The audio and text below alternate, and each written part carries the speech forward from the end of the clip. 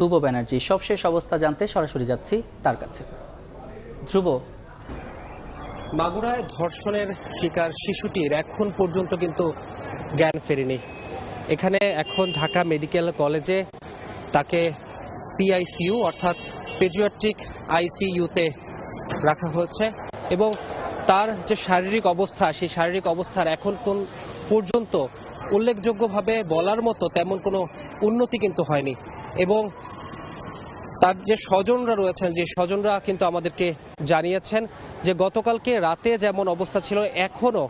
ঠিক তেমনটা অবস্থায় তার রয়েছে, অর্থাৎ এখন পর্যন্ত তার জ্ঞান ফেরেনি এবং তার যে অবস্থা তারা চিকিৎসকদের সঙ্গে কথা বলে তার স্বজনরা আমাদেরকে জানিয়েছেন যে তার যে অবস্থা সেটা অল্প একটু উন্নতির দিকে গেলেও এখন পর্যন্ত যে স্বাভাবিক প্রক্রিয়া অর্থাৎ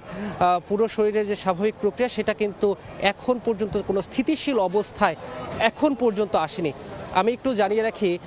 এই শিশুটি দিন কয়েক আগে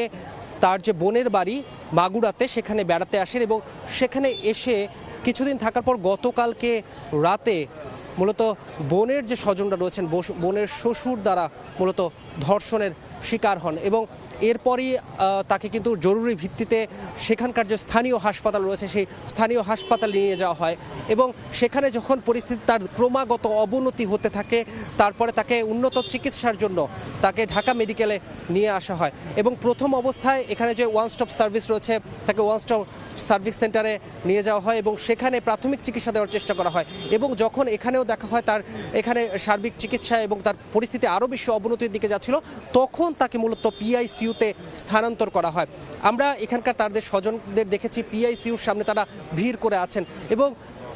যে শিশুটি রয়েছে তার মায়ের সঙ্গেও আমরা কথা বলেছি, তার মা কিন্তু বারবার এই কান্নায় ভেঙে পড়ছিলেন এবং বলছেন যে এমন ঘটনা যাতে পুনরাবৃত্তি না হয় তার জন্য এই ঘটনাটি যে ঘটেছে এর সঙ্গে যারা জড়িত আছেন তারা কিন্তু দৃষ্টান্তমূলক শাস্তি চেয়েছেন এবং আরেকটা কথা স্বজনদের পক্ষ থেকে আমরা জানতে পেরেছি সেটা হচ্ছে শিশুটিকে শুধুমাত্র যে ধর্ষণের চেষ্টা করা হচ্ছে সেটা কিন্তু নয়, ধর্ষণ করা হয়েছে তা নয়, তাকে কিন্তু হত্যা চেষ্টা করা হয়েছে, অর্থাৎ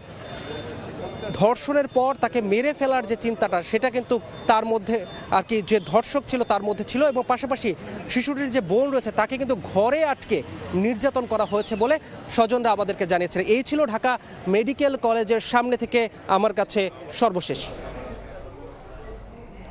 ঢাকা মেডিকেল থেকে সরাসরি যুক্ত ছিলেন সহকর্মী ধ্রুব ব্যানার্জি।